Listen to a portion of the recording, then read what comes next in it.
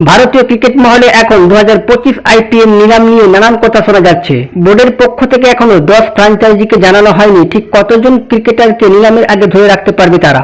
আগের নিলাম অনুযায়ী 4 জন ক্রিকেটারকে ধরে রাখতে পারে কোনো ফ্র্যাঞ্চাইজি, আর সেই হিসাবে প্রতিটি টিম কোন কোন ক্রিকেটারদের ধরে রাখতে পারে সেই নিয়ে আলোচনা হচ্ছে বেশ। পাশাপাশি এটা নিয়েও চর্চা কম হচ্ছে না যে কোন কোন তারকা ক্রিকেটারদের কোন কোন টিম ছেড়ে দিতে পারে। আর এই ছেড়ে দেওয়ার প্রসঙ্গ উঠে আসলেই ভেসে আসছে আন্দ্রে রাসেলের নাম। তবে তার সাথে কি সত্যিই সম্পর্ক ভাঙছে কেকেআরের? যদি সত্যি 4 জন ক্রিকেটারকে প্রতিটি ফ্র্যাঞ্চাইজি আইপিএল নিলামের আগে ধরে রাখতে পারে, সেই ক্ষেত্রে কেকেআরের সেই 4 জন কারা হবেন? তালিকায় সবার প্রথমেই অনেকে রাখবেন রিঙ্কু সিংকে, রাখা যাক হর্ষিত রানাকেও, কারণ এই দুই ক্রিকেটারই নাইটদের ভবিষ্যতের বিনিয়োগের তালিকায় থাকবেন।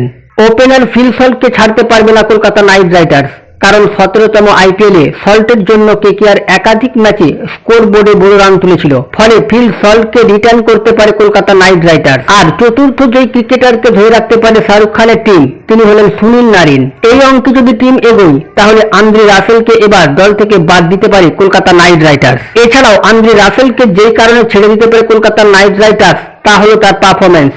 2024 আইপিএলে 14 ম্যাচে 222 রান করেছিল রাসেল। বয়স তার 36। সারা বছর একাধিক ফ্র্যাঞ্চাইজি ক্রিকেট লিগে খেলেন রাসেল।